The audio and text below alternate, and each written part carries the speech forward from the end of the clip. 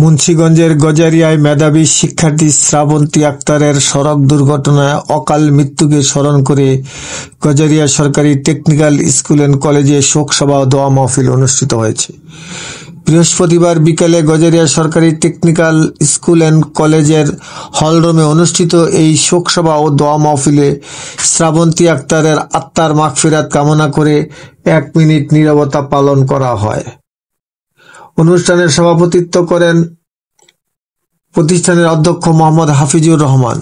বিশেষ অতিথি হিসেবে উপস্থিত ছিলেন বাংলাদেশ মানবাধিকার কমিশন মুন্সিগঞ্জ জেলা শাখার সাধারণ সম্পাদক ও গণমাধ্যম কর্মী SM নাসির উদ্দিন।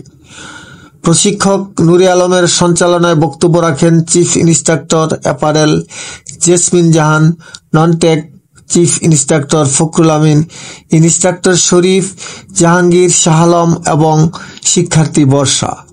বক্তারা শ্রাবন্তীর অকাল মৃত্যুতে গভীর শোক প্রকাশ করেন এবং শোক সন্তপ্ত পরিবারের প্রতি গভীর সমবেদনা জানান।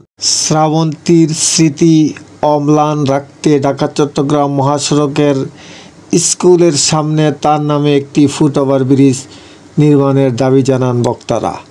পাশাপাশি স্কুল সংলগ্ন খালি জায়গাটি মাটি ভরাট করে নিরাপত্তা বেষ্টনী গড়ে তোলার আহ্বানও জানানো হয়। অনুষ্ঠান শেষে মরহুমার রুহের মাগফিরাত কামনা করে দোয়া করা হয় এবং বিদ্যালয়ের প্রশাসনের পক্ষ থেকে শ্রাবন্তীর পিতামাতার হাতে একটি বিশেষ অনুদান তুলে দেওয়া হয়।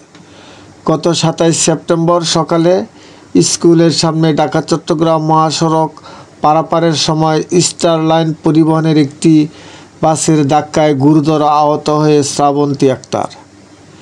পরে হাসপাতালে নেওয়ার পথে এই মেধাবী শিক্ষার্থী মৃত্যুবরণ করেন।